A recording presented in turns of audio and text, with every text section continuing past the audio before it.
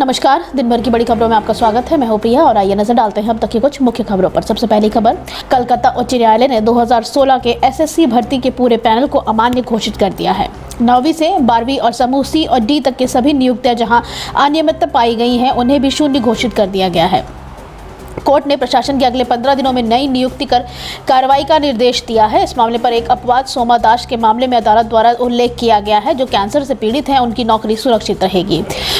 यह घोटाला 2014 का है। तब पश्चिम बंगाल स्कूल सर्विस कमीशन ने पश्चिम बंगाल में सरकारी स्कूलों के शिक्षकों की भर्ती निकाली थी। यह भर्ती प्रक्रिया 2016 में शुरू हुई थी। उस वक्त पार्थ चटर्जी शिक्षा के मंत्री थे। इस मामले में गड़बड़ी की कई शिकायतें कोलकाता हाईकोर्ट में दाखिल हुई थी। कलकत्ता हाईकोर्ट की ओर से पारित आदेश के बाद ईडी और सीबीआई दोनों एजेंसियां कथित शिक्षक भर्ती में हुई अनियमितताओं की जांच कर रही है। जांच के दौरान प्रसन्न रॉय का नाम सामने आया था। इसके बाद पिछले साल दिसंबर में प्रवर्तन निदेशालय ने शिक्षक भर्ती घोटाले मामले में कोलकाता में चार्टर्ड अकाउंटेंट, व्यापारियों सहित अन्य लोगों के घर और ऑफिस पर छापेमारी भी की थी। इसी मामले में आरोपी पूर्व शिक्षा मंत्री पार्थ चटर्जी और कई तृणमूल कांग्रेस के नेता, राज्य शिक्षा विभाग के अधिकारी अभी जेल में हैं।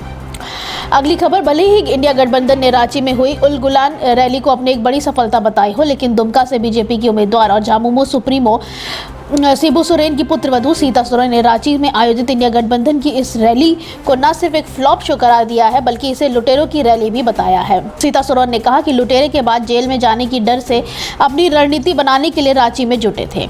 उन्होंने कहा कि जनता अब इनका हर भेद जान चुकी है। यहाँ की जनता इंडिया गठबंधन वालों के किसी बहकावे में नहीं आने वाली है। सीता सोरेन ने कहा कि ऐसे में इस लोकसभा चुनाव में भारतीय जनता पार्टी का जीतना और इंडिया गठबंधन का हारना तय है। बता दें कि लोकसभा चुनाव के शेष चरणों के पहले ताकत दिखाने के लिए बीते रविवार को झारखंड की राजधानी में इकट्ठा हुए विपक्षी गठबंधन इंडिया के नेताओं ने दावा किया कि इस चुनाव में भारतीय जनता पार्टी को सत्ता से बाहर का रास्ता दिखाया जाएगा। विपक्षी दलों के नेताओं ने भाजपा पर ईडी और सीबीआई जैसे केंद्रीय एजेंसियों का दुरुपयोग का भी आरोप लगाया।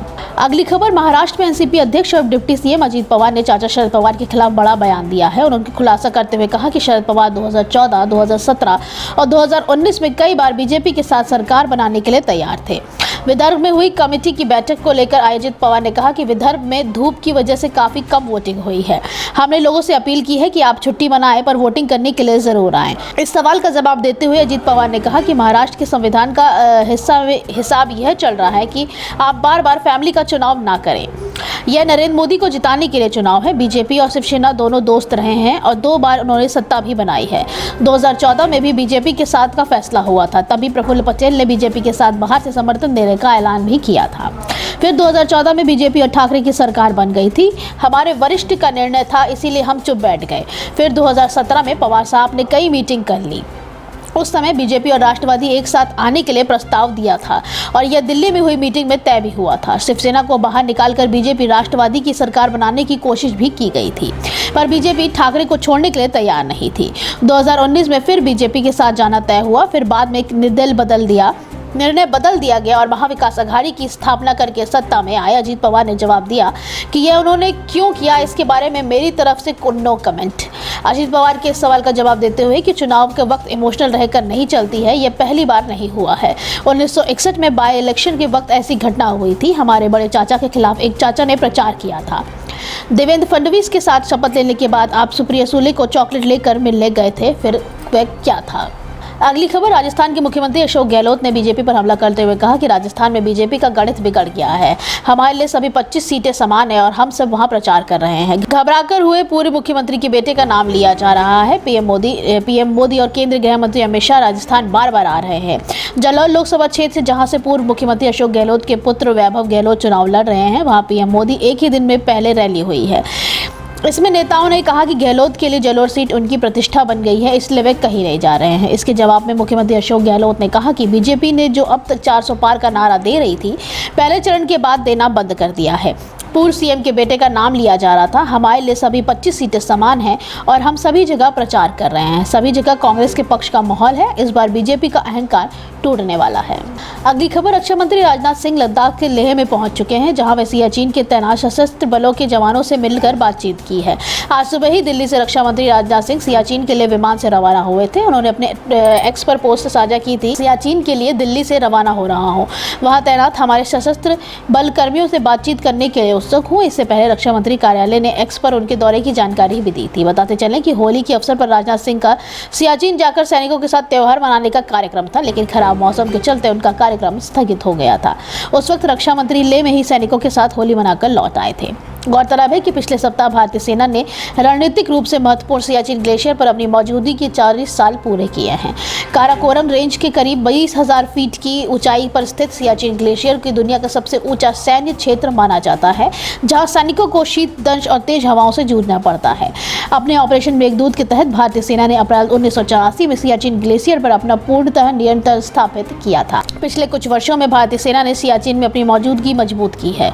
पिछले साल जनवरी में सेना के इंजीनियर्स कोर से कैप्टन शिव चौहान को सियाचिन ग्लेशियर में एक अग्रिम पंक्ति की चौकी पर तैनात किया था, जो कि प्रमुख युद्ध क्षेत्र में किसी महिला सेना अधिकारी की पहली ऐसी परिचालन तैनाती थी। अगली खबर, सुप्रीम कोर्ट में सुनवाई के दौरान बताया गया है कि पिछले 10 साल में देश के सांसदों और विधायकों के खिलाफ दर्ज कुल मामलों में से 2000 से ज्यादा मामलों में फैसला हुआ है।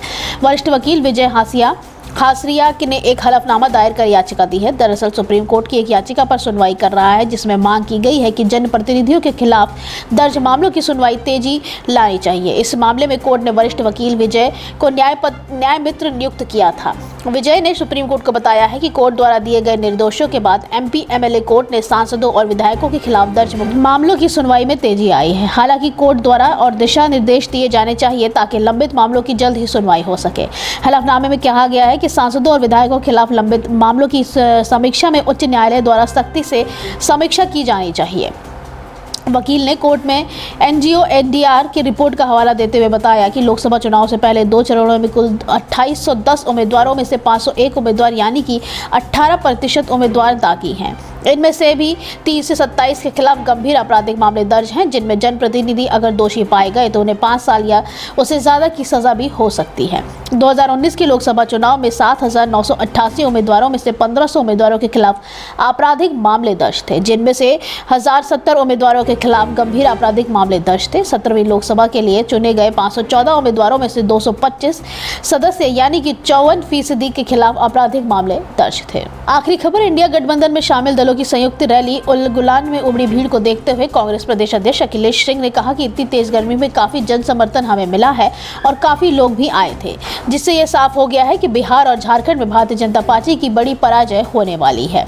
वहीं प्रधानमंत्री नरेंद्र मोदी ने कांग्रेस के ऊपर इस तरह के कटाक्ष करते हुए कहा था कि यह लोग आपकी सारी जमीन जायदाद को मुसलमानों के बीच बांट देंगे। उस पर अखिलेश प्रसाद सिंह ने कहा कि इससे घटिया और कोई बात हो ही नहीं सकती है। ये अपने आप में दिखाता है कि वे अपना मानसिक संतुलन खो बैठे हैं। लोकसभा चुनाव 2024 में अभी तक कांग्रेस ने पूरी लिस्ट जारी नहीं की है, जिसको लेकर लगातार सवाल उठाए जा रहे हैं। लिस्ट जारी नहीं होने के सवाल पर अखिलेश सिंह ने कहा कि 1-2 दिन में लिस्ट जारी हो जाएंगी। आज के लिए बस इतना ही। बाकी खबरें जानने के लिए देखते रहिए द पब्लिक इंडिया। धन्यवाद।